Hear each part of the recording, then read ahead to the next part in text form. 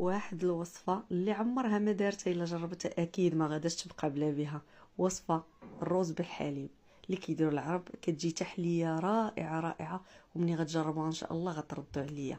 ما تنساوش ديروا لي اضافه واحتفظوا بالفيديو وبارطاجيوه مع الاهل والاصدقاء. بالنسبه للمقادير، عندنا كاس ديال الرز العادي، كاس داك الرز الابيض، غادي نزيد عليه 2 كيسان ديال الماء وغنديرهم فوق البوطه حتى غادي ينشف داك الماء كامل. غادي نضيف ليه هنايا كاس ايطرو ديال الحليب، غنقص منه كاس ديال العنبه، غنضيفو حتى وغنبقى نخلط لمده ديال 10 دقائق وانا كنخلط. هنا غادي نزيد ليه معلقه كبيره ديال نيدو الحليب المجفف، حتى هي غادي نبقى نخلط مزيان مزيان. وغنضيف ليه هنايا علبه صغيره ديال كريم شونتي، حتى هي غنبقى نخلط مزيان مزيان مزيان. وهنا غادي نجيب الكاس اللي خليت ديال الحليب، غنضيف ليه معلقه ديال مايزينا وغادي نخلط مزيان وغنضيفها للخليط.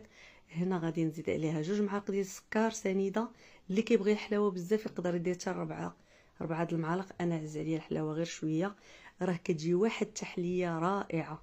صافي هنا غنبقى نخلط فيها حتى كتغلى، وغادي نعمر الجبيبنات ديالي اللي غادي نخليهم حتى يدفاو ونغطيهم بالسلوفان وندخلهم للثلاجه لمده 4 السوايع. راه كيجي خاتر واحد التحليه الا جربتوها راه غادي تحمقوا عليها. انا بالتجريب كتحمقني كتعجبني وكتجي لذيذه وواحد المذاق لا يقاوم، وكتجي هكا خاطره وشاده في راسها. ان شاء الله غادي تجربوها وغتردوا عليا. ودائما مع الجديد، اليوم غنشارك معكم واحد تحليه جد رائعه بواحد الاضافات اللي كيزيدوها لذه على لذه. كنتمنى تتبعوا الفيديو حتى الاخير، وما تنساوش ديروا لي اضافه، بارطاجيو مع الاهل والاصدقاء باش يوصلكم كل جديد ان شاء الله. بالنسبه للمقادير، هنا غناخذ باكيه ديال البيمو اللي ما فيه لا شكلاط لا والو. المهم انا خديت هنا 25 حبه، طحنتهم في الطحانه وضفت ليهم 100 غرام ديال الزبده، زدتهم وطحنتهم مزيان. ممكن ان الزبده تدخلها غير بايديك، انا طحنتها هكا باش تسهل عليا. غناخذ لي فيغين اللي غادي نصايب فيهم هاد التحليه، نحاول ندير هكا تقريبا معلقه كبيره في كل وحده، وغنبرك عليهم باي حاجه نورك عليهم باش يتقاد معايا داك البيمو بهذا الشكل.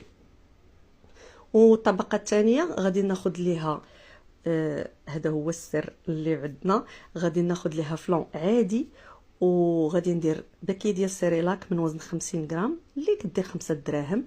غادي نضيفها عليها ونضيف ليهم الحليب، وغادي نخلط الكل 2 كيسان تقريبا ديال الحليب بعبار كاس العنبه و2 معالق ديال السنيده.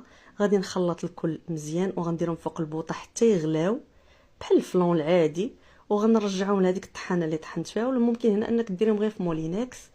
غنضيف ليهم بنانه مقطعه وجربوها وردوا عليا. وغنضيف واحد 5 ديال البيمو من نفس النوع اللي طحنت في الاول، غادي نطحنهم، كتجي كريميه وكتجي زوينه هاد الطبقه الثانيه. غادي نضيفها لهذوك الكؤوس اللي كنت صايبت قبل، حاولت نصفيهم باش ما يكون حتى شي تكتلات ولا شي حاجه هكا تحسي بها باش يجي داك الرطب. صافي هنايا الطبقه الثالثه غادي نحتاج ليها كاس الا ربع ديال السكر حبيبات، كاس الا ربع ديال الماء، ونص كاس ديال الماء اللي غنضيف ليه معلقه كبيره ديال المايزينا نشا الذره. وغادي ناخذ هاد السنيده ونحطها في المقله وغنخليها على نار مهيله حتى كتبدا هكا كيتغير لها اللون ديالها، كتولي كريميه. عاد كنبدا نخلطها بمعلقه ديال العود طبعا. وصافي هنايا ملي غادي تطلق معايا غنضيف ليها هذاك الكاس الا ربع ديال الماء، كاس الا ربع هي هذيك.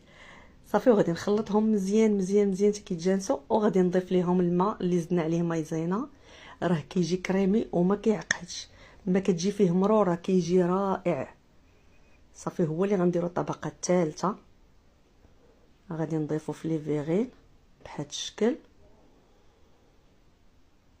هنايا الشكل كيفاش جاو معنا، رجعتهم للثلاجه. وهنايا زوقتهم غير بشويه بيمو حتى هو اللي كنت طحنته كان بقى عندي.